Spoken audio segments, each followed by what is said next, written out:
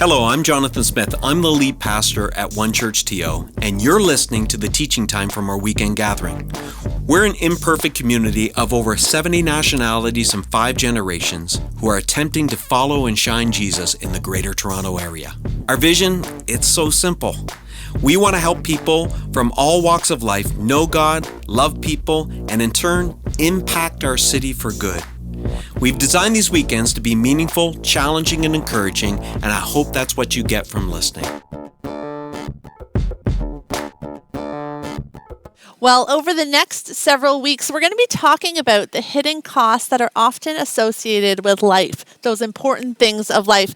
And some of these costs might not be so obvious up front. I wonder how many of us have signed up for that really quick timeshare presentation while we're on vacation, only to discover that we were going to be giving away hours of our time. The truth is that if we knew of the costs up front, we might make better choices in our life. Now, last weekend, Pastor Jonathan did a brilliant job of setting up his teaching on the hidden costs of work. He shared with us his first experience on the job at work. And so I thought maybe I would just apply this formula to today's teaching. But when I looked at the topic that we were going to discuss for today, I thought I would rethink my approach a little bit. Let's watch this video together. Where do you think babies come from? They sell them at hospitals sometimes. Oh, they sell them at hospitals? Mm-hmm. They're in like cages. You need a doctor to get the key, unlock them, and then get the kid that you want. How much do they cost? $10. They come from up in heaven, and that's all I know. At the marriage, the two couples kiss, and then the man gives the woman something to help the baby hatch. They like little sperms, and then they race, and then the woman becomes pregnant and really fat. Come on, let's do it. Okay, let's go to my house. Uh-oh, I have a baby in my tummy. Let's go to the hospital.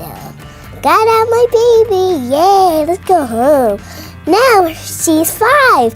Ooh, let's go to the park. Yay. I'm just curious of what that was. I didn't know what this whole situation. That was kissing. Oh, okay. So I kissed mommy. Yeah. Okay. Well, kids, am I right? Growing up in the 90s, my sexual education consisted of 3 very memorable experiences in my young life. The first time I ever heard the word sex was on an ordinary summer day. Now, my cousin had called me the night before to let me know that she had something very important to tell me. And so that morning, she arrived at our house, and we ran upstairs to my bedroom, shut the door, and she excitingly proceeded to tell me that her older sister had found out how babies were made. And she quickly pulled out some teaching props from her backpack, Barbies, and on that very day, I was educated on the birds and the bees. Well, the second time I ever heard the word sex was a year or 2 later. We were coming in from recess at school, and all the teachers were lined up in the hallway. It was very odd they didn't do this, and immediately they announced that the girls were going to be going to the theater with the female teachers, and the boys would be headed to the gym with our one male teacher. Now, we were interested to see what was going to happen, but they said, calm down, you'll find out when you get there. Well, when we arrived at the theater, they sat us girls down right in front of one of these things. I don't know if you remember them. They used to wheel those all over the schools. There was like 2 or 3, and they pressed play, and over the next 45 minutes, us girls were educated on periods, puberty, and intercourse. Now, following this very important presentation, I remember the teacher saying to us, under no circumstances were we ever to discuss what we had just learned outside of this room, and especially not with the boys. Well, finally, my third sexual education experience was on a special drive with my own mother. You see, she had just purchased this 6-part cassette tape series from our local Christian bookstore that was from a very famous pastor. And over the course of that summer, she took me on drives, and we listened to this pastor explain how our bodies were changing as teenagers, and that eventually we'd be able to make babies, but we were not, under any circumstances, to engage in sexual behavior for a long, long time. Now, it's interesting because in my many years of pastoring, I've come to discover that this is a very common experience in Christian circles. It is either discussed and discouraged so that teenagers won't have sex, or it's not discussed so that teenagers might not know how to have sex. But the result of this type of approach often equates to the following equation: sex equals shame. You see, each of my sexual education experiences taught me that sex was bad, sex was embarrassing, and sex was private and should not be talked about. But here's the interesting thing. God's equation for sex looks a bit different. You see, God says that sex equals good. Sex equals good. And interestingly, the Bible has a lot to say about it. Sex is talked about a lot, especially at the beginning. God instructs creation to be fruitful and multiply. God instructs them. The Bible also has a whole section dedicated to sex. It wasn't included in my sexual education, but there's a whole book of the Bible that's dedicated to sex. And finally, it also has a lot to say about sexual immorality, and that would be going against God's design for sex. Now, before we get into today's teaching, I want to pause and make a very definitive statement. Sex is a gift. Sex is a gift. It's a gift that God gives to us, and it's a gift that we can give to each other. But the moment that sex is taken from somebody else, it is not a part of God's design. You see, when sex is not freely given, it is abuse, whether that's happening inside or outside of a relationship. And so today we recognize that some people may be joining us and they've experienced some sexual abuse or trauma. We want to be very sensitive to those who have experienced this. That was never God's plan for sex. If someone has taken sex from you, I'm so sorry. And we want to come alongside of you. That was their sinful choice and not a part of what God had designed for sex. And if that's you today, I want you to know that we have the support and ability to come alongside of you. We have counseling and resources available. You are not alone. And we're going to provide some links that you can follow to access that support. And as I've been preparing for this teaching, I've been praying that as we explore God's original design for sex, it would be healing for those of us who may have been hurt in the past. And so today we're going to talk about the hidden costs of sex. How we're going to do that is we're going to look at a story in the Bible where the cost of sex was great. And then after that, we're going to look at the benefits of sex. And to help us discover the benefits, we're going to look at a sex book that's right inside the Bible. And finally, I'm going to give us 4 simple principles that we can use to better develop a healthy sex life as God intended it. So let's get us started. Our first story starts off with this statement. In the spring of the year, when kings normally go out to the war, King David stayed behind in Jerusalem. Now, I love King David. I love him because he is so relatable. He's so human.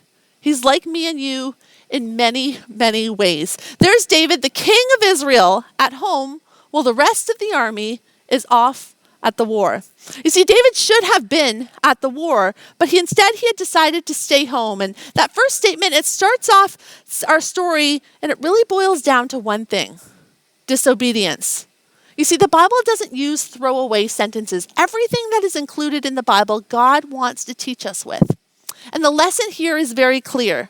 With each step of disobedience that David took, the next step of disobedience becomes easier and more certain. So the next verse goes on to say, late one afternoon, after his midday rest, that's nice, he's sleeping while everyone's off at war, David got out of bed and was walking on the roof of the palace. As he looked out over the city, he noticed a woman of unusual beauty taking a bath. He sent someone to find out who she was, and he was told she is Bathsheba, the wife of Uriah the Hittite. Then David sent messengers to get Bathsheba, and when she came to the palace, he slept with her. Wow, there is lots going on in this passage. Now, before we continue with the story, there's a few things I want to note for us. First of all, David is in a position of extreme power. He is the king. So it's very unlikely that Bathsheba could deny her king when he called for her. Next, the Bible tells us that Uriah, her husband, was an honest, upstanding individual. He was off at the war, fighting with David's army, fighting for David, while King David decided to stay home. And we also know that David, the Bible says, is a man after God's own heart. So David knows God's commands and rules for his life. David knew that sleeping with a married woman was forbidden. And David also knew that sexual activity while a war was going on was also forbidden. But David started this story with a disobedient heart, and so he continues to act in disobedience. And after they have slept together, the Bible tells us that Bathsheba becomes pregnant. And so David crafts this plan that he's going to call for Uriah, her husband, to be brought home from the battlefield so that Uriah might sleep with his wife and be tricked into thinking that the baby that she is carrying is actually his. But when Uriah comes home, he sleeps outside of their house so that he's not even tempted to have sex with his wife. And he doesn't even want to break the law that he's not to engage in sexual activity while a war is going on. Well, David learns of this and he is frustrated. And so he invites Uriah to the palace and he gets him drunk with the hope that Uriah will now go home and sleep with his wife. But Uriah continues to refuse. He sleeps outside.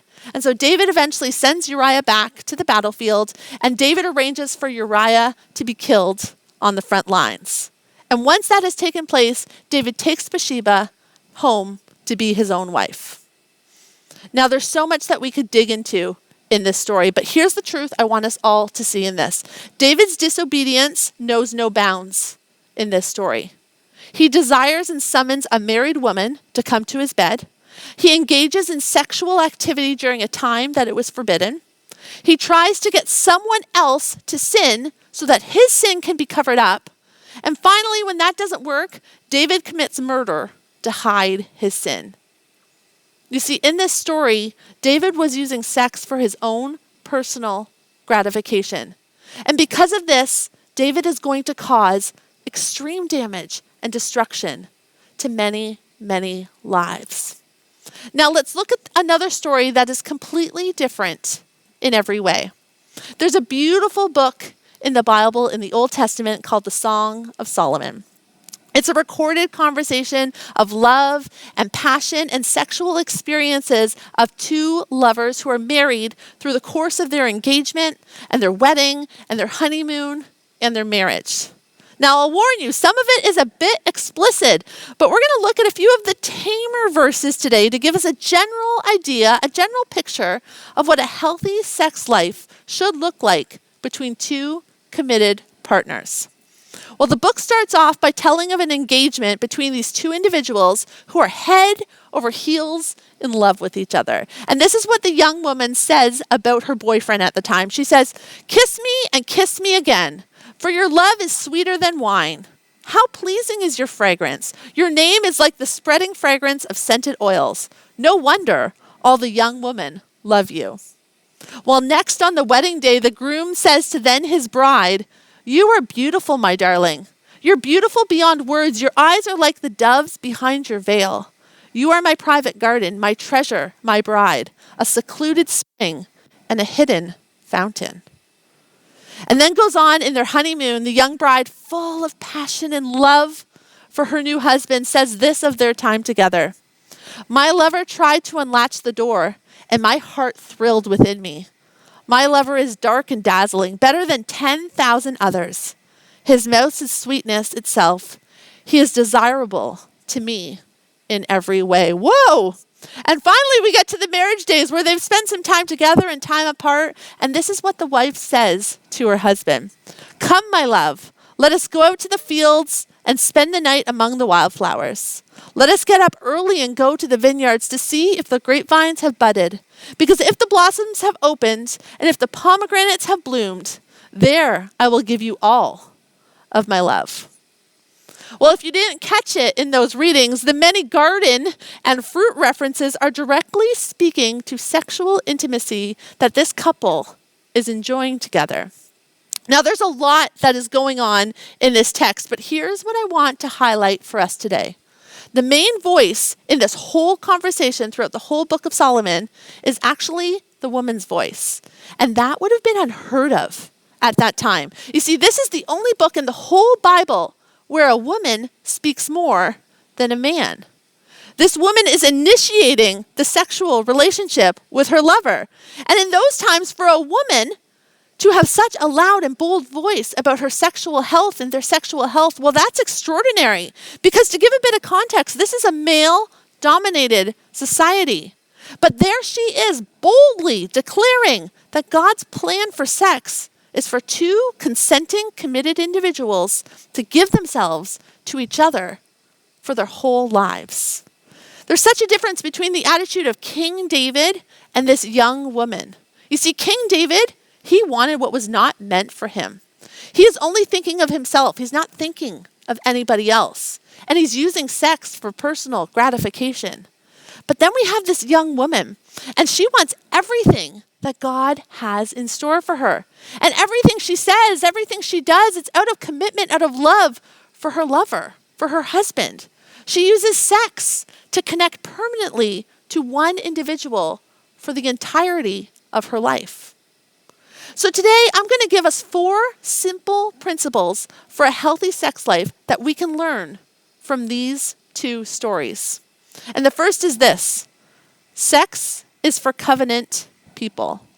Sex is for covenant people. What do we mean by covenant? Well, there's a big difference between a covenant and a contract. When we think of covenant, we think sometimes of marriage vows, like in sickness and in health, to love and to cherish, for better, for worse, for richer or poorer. Those covenant promises are saying that I will love you and I will serve you regardless of my feelings and regardless of when you won't measure up. Not if you won't measure up, when you won't measure up. A contract, on the other hand, says I will do this and I will serve you as long as A, B, and C are met. You see, a contract is a cold piece of paper that outlines what is owed to somebody else. And contracts, they're not that special. You and I, we hold contracts with lots of different individuals and different companies at the same time. We hold contracts with our banks who deal with our debt or our money. We hold contracts with our employers that they will agree to pay us for our services. We hold contracts with our phone companies that we will pay them if they give us phone service. And if those parties don't hold up their end of the contract, well, we're likely just going to break the contract because there's no promise of forever with a contract. But covenants are sacred. And this is why God designed sex to happen within covenants, because a promise to protect already exists there. You see, the only safe sex is within commitment. Tim Keller, in his book, The Meaning of Marriage, a fantastic book, says this: don't unite with someone physically unless you are willing to unite with the person emotionally, personally, socially, economically, and legally.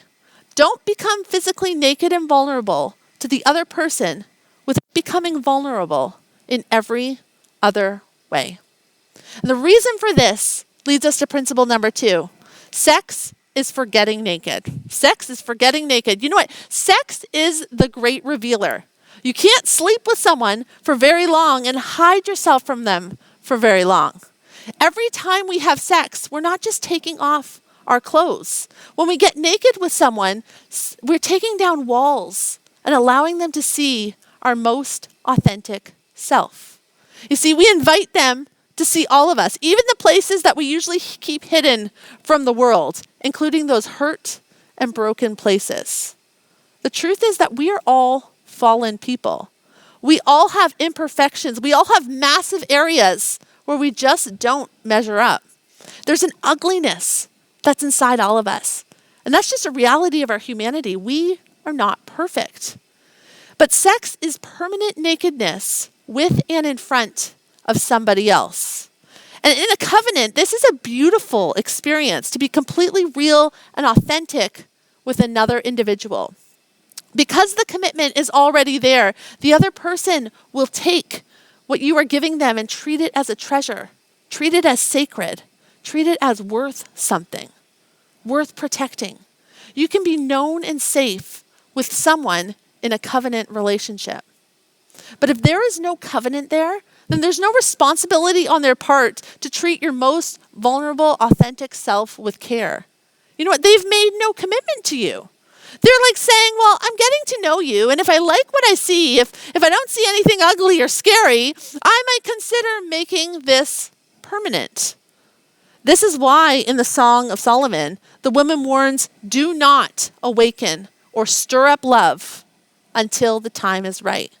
A translation of this text would sound like, don't tempt yourself to have sex outside of a covenant. Don't get naked with somebody. Don't stir up the passion until you've decided who you want to be permanently naked in front of. Because the moment that passion is stirred up, something happens. And Andy Stanley says it so well, because sex is sticky. Andy Stanley says this, sex was designed as an adhesive. It's sticky, meant to help hold two people together permanently. If you apply and then remove and then reapply and then re-remove an adhesive, it begins to lose its adhesiveness.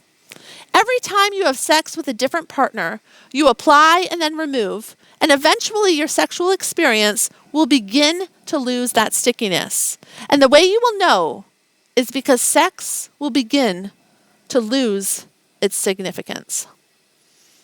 When my children were younger, I got such joy out of hand-me-down toddler shoes. It saved the earth. It saved my bank account. It was a win-win situation. But there was always one problem with toddler hand-me-down shoes, and it was those Velcro straps. You know the piece that keeps their little foot secured inside the shoe? After months of wear, it would always have gunk piled up in it, and it would just stop being so sticky. That Velcro strap had been attached and reattached, and it had dragged on the floor and collected who knows what all along. And eventually that Velcro strap, it just wouldn't stick on the shoe anymore. It kind of hung off. It was a hand-me-down shoe. You know what? Sex is kind of like my kids' hand-me-down shoes. The more places that it has gone, the more people it has encountered, the more times it has been used, and the more usage that it has experienced, the less sticky it will become. And here's the problem. Eventually you're going to meet someone who you love and who you want to live your life with, to spend your whole life with. You're going to want to permanently stick together with them. But the glue that God designed to connect the two of you together, sex, maybe it's not going to be that sticky any longer. And then you're going to have a problem. You see, the Velcro just won't work as well as it was used to if it's been used time after time. But there's really good news if that is you today. Because when you clean up Velcro, it can become sticky again. I'll be honest with you, it takes a lot of time. It takes a lot of hard work and determination. I've spent hours picking the grossest stuff out of my kids' Velcro straps on their shoes. But if you're willing, I found that you can dig pretty much anything out of those Velcro straps. And if you're willing, Velcro can stick well again, and so can sex. It just needs some attention. Which brings us to principle number 4. Let's talk about sex. I bet you're thinking, haven't we already talked about it enough, Pastor Jessica? Well, let's talk about it a little bit more. You know what? We need to start talking more about sex, especially in our Christian circles.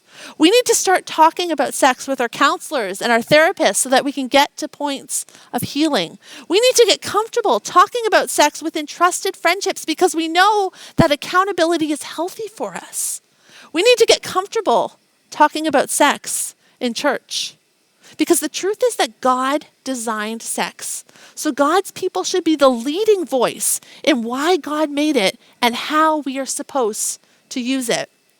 You see, our kids, they need to hear from a Christian perspective before they hear from anybody else.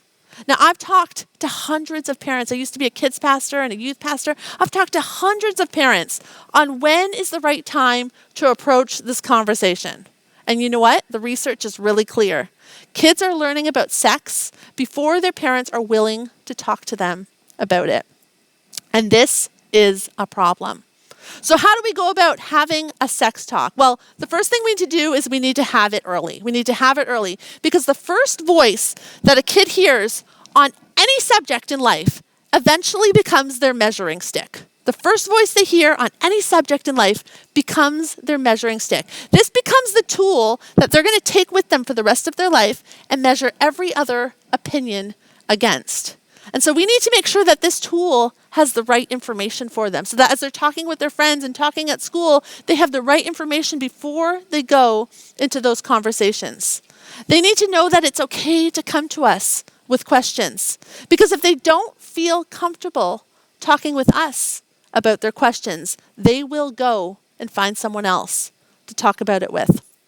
So the next question parents always ask me when we're talking about having a sex talk, what age is appropriate? What should I be talking to my kids about at any specific age? Well, by age 1 and 2, your child should be able to properly identify their body parts and call them in the proper ways. They should be able to say, I have a penis, I have a vagina. They should know that there's no secrets about their bodies. By age 3 or 4, your child should understand that their body is completely their own and people need permission to touch it. They also need to know that no one is allowed to touch it without their consent and permission. By age 5 and 6, your child should understand that making babies is something that only adults do, not children. And they should be able to talk about their bodies as comfortable as if they would talk about their ABCs. By age 7 to 8, your child should understand what sex is and how it is done.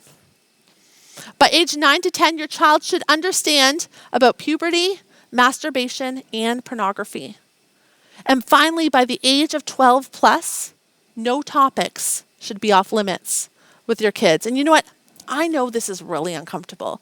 I know that none of us want to go to our 7-year-old and explain what sex is. But parents, the truth is that if you won't do this, someone else will get there before you can. So we need to have these conversations early, much earlier than we want to have them. The second thing after we've had it early is we want to have them often because we want to be the loudest voice in their life. There is going to come a time, parents, where kids don't want to talk to you. So we need to use the years that they want to talk to us to be a loud, constant voice in their life. How do we do this? Well, by watching shows, by reading books, by looking at real life situations that are happening in media and school and culture. But after we've looked at them with them, we need to discuss it after. We need to talk about it. This is not a one and done conversation. We need to have this conversation often. And after we've had it early and we've had it often, we need to have it again. We want to be that constant voice, constantly discussing, constantly open, constantly available for our kids to come to us. As parents, we have to set aside any shame or uncomfortableness that we have and encourage our kids to come and talk to us. Because if they're coming to talk to you and they're asking you a question, chances are high that someone in their social circle, in their circle of influence, is already talking about it. And so the goal is to be a safe place for your kids to be able to come to and talk with. Parents, we have a really unique opportunity to help set our children up for a healthy sex life for the rest of their lives. We can help them understand these really important principles at such a young age so that they become the measuring stick that they use to measure anything anyone ever says to them. We can help them understand that sex is for covenant people, that sex is about getting permanently naked with someone else, that sex is sticky. It's meant to, as a glue to hold you together to the person that you were going to marry, and that sex is something that we can and we should be talking about. You see, God's plan for sex is really good. He designed it to happen within a covenant so that it would help permanently connect us to one person for the rest of our lives. And so as we end our talk today, I want to talk to those of us who may need to clean up the Velcro in our lives. Maybe we haven't always treated sex the way God has designed it to work. For those of us that are single, if you're joining us and you're single and you haven't treated sex the way that God has intended it, maybe you need to take a break from relationships. Maybe you need to take some time by yourself to change the way you approach relationships. We want to learn to become more like the young woman who is fully committed and wanting everything that God had for her life within a committed covenant relationship, rather than King David, who used sex for his own personal gratification, who thought of no one else but himself. And so we do that by spending time with ourselves. We also do that by finding a counselor or a trusted mentor. by sharing our struggles with someone else, asking them to pray with us, to check in on us, to encourage us, and to keep us accountable. For those of us who are engaged, looking to get married or married, what can we do if we haven't been treating sex the way that we should, the way that God had designed it for? Well, the first important thing is to have some open, honest conversations. You know what? If you haven't been honest with your partner up until this point, now is the time to do so. If you have struggled with porn or sex in the past, they need to know. And you need to do the work. You need to clean up some of that Velcro. A great way to do that is to see a counselor, a therapist, find an accountability partner who can keep you accountable so that you can grow in this area. If you're married and your practice has always been giving instead of taking, if your sexual history has been focused on others and self-gratification, you need to challenge yourself to give more than you take within your covenant relationship. For couples joining us today, one great way, a takeaway today would be to read through the book of Song of Solomon together. And then invite some honest, open conversations. It might be awkward at first, but it's a good book, and God included it in the Bible. And He wants to use it to teach us. You know what? You're going to find some great ideas in there. And finally, what about those of us who are single and happily single? What next steps could we possibly take from this teaching? Well, simple. You're just going to keep living your life and honoring God with it. You see, marriage and sex are not requirements for a full life. In fact, the Apostle Paul in his letters argues that singleness is a way to honor God, and it allows you to do things that you would never be able to do if you were in a relationship, in a covenant relationship. So honor God with your life. If you're living a life that's single, whether by choice or by circumstance, just honor God. Continue to honor Him. See, God's design for sex is so simple, and it applies to each one of us today. When we approach sex in the way that God designed it, it is very, very good. So whatever season you or I might find ourselves in, whether we are single, married, engaged, maybe we're widowed, God's design for sex is the same for each of us. He says when the time is right, when it is between two committed individuals who are living within a covenant, and when each of those partners is willingly giving themselves to the other person, that is the best time to stir up passion and enjoy it. Let's pray, friends. God, we thank you for the gift of sex, this beautiful gift that you gave to us and that we can give to each other. We recognize today that we may not always have approached this gift in a way that honors you. For those of us who may say, you know what, I've messed up in this area of my life. God, would you help us make a change? Help us to reach out for help and accountability. Help us to grow in our approach for sex so that we can begin to honor you and obey your instructions in this very important area. God, for those of us who have experienced sexual trauma in the past, I pray that you would give us the courage to reach out and ask for help. Thank you for the promise of the hope on the other side of healing, God. Thank you that you promise that we can have wonderful, fulfilling sex lives, God, in the future with new partners through healing and restoration, God. God, you love us so much. And God, we pray for our couples who are engaged and married, God. Would you help each of these couples build a formation of trust with our partners that would honor you and your design for sex in every way? God, where healing and wholeness is needed, we ask that you would bring that, God. Would you bring restoration in our lives? And finally, God, I pray for our families and our parents. Would you help us to create homes where our kids feel safe to discuss everything, God? Especially those moments where we might feel awkward or ashamed, God, or uncomfortable. Would you give us the confidence and the wisdom to navigate these conversations? God, I thank you that you're always leading us. And so we ask that you would continue to lead us on this very important journey. Thank you, Father. Amen. Thanks for listening. If you found this helpful, we hope you join us at one of our campuses if you're in the GTA for a weekend gathering. If you're listening from somewhere else in the world, we'd encourage you to join us at onechurch.to/live. We believe everyone can be a part of what Jesus is doing both in our community and in our city. So if you'd like to connect with us at a deeper level, visit us at onechurch.to/nextsteps. See you next time.